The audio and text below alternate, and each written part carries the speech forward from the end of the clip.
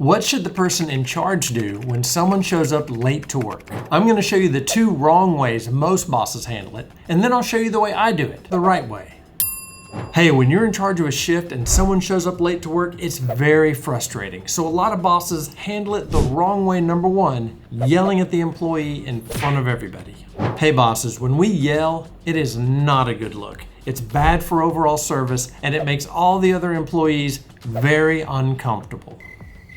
But even more bosses react with wrong way number two. They don't say nothing. They either act like they didn't see the employee at all, or they contract a horrible case of stank eye.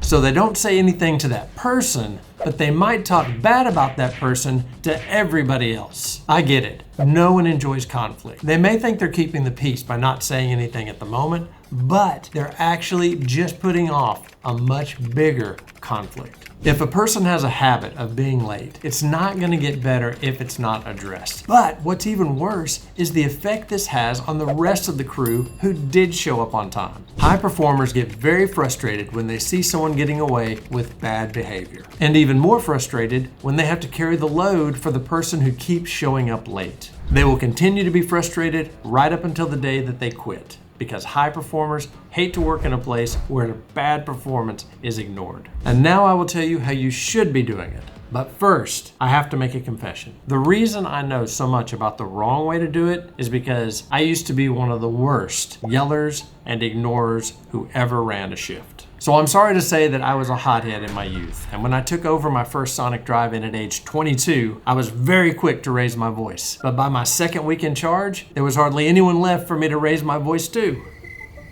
But I finally learned the right way to do it, and it helped us grow our business to 38 restaurants. So here's the right way to react. Always ask why. Now hang with me. This is life-changing if you're trying to run a business. So if a person walks in late and we're in the middle of a rush, the first thing I do is acknowledge that I see them, but not in a bad way. I say something like, "Hey Jimmy, I'm so glad you're here. Hey man, jump on the grill real quick and help us get out of this mess, please." So I acknowledge that he was here, I put him a little bit at ease, and I directed him to the place where he can be most productive. Now if I yell at him, he's not gonna be very productive when he starts working. And if I ignore him, he's not gonna know where to go to be the most help. Then later, when the rush is over, I can go up to him and I can check on him. I can say, "Hey Jimmy, are you okay? Why were you late?" Hey, maybe his girlfriend dumped him. Maybe his baby threw up on the way to daycare. But if I ask why, then I can work with it. Then I say, "Hey man, that sounds terrible. Thanks so much for coming in. Hey, help me get through this lunch run.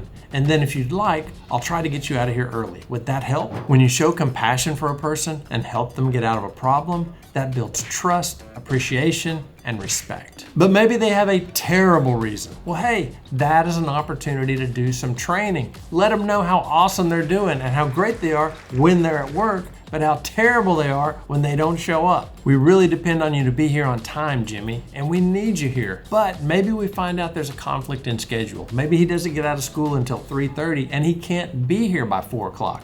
Can we work with the schedule to work better for both of us? Hey, that builds trust, respect, and appreciation too. But hey, you don't know any of this if you don't first ask why. If you're a young team leader or assistant manager, you have the opportunity to do it the right way at your job right now. Even if you have a boss that's doing it wrong, don't let that be an excuse for you. Start to be the change that you want to see at your job. You may not stay at that job forever, but even if you don't, you can take the experience of being a good boss with you wherever you go. If you like this video, go ahead and hit that subscribe. There's a lot more good stuff where that came from.